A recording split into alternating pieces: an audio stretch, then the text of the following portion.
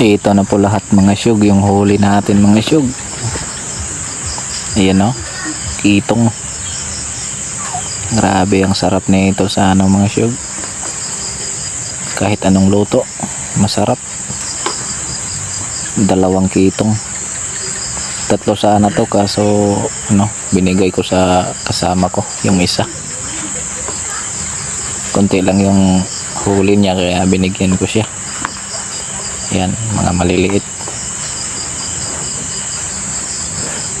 Ito pa, saang din. Sobrang sarap sa inihaw mga syug. Yan, may maliit na nukos, mga timbungan, danggit, talagbago, edngan. Ayan. Marami sana tong kitong kaso mga mailap. Hindi nagpapahuli. Ayan.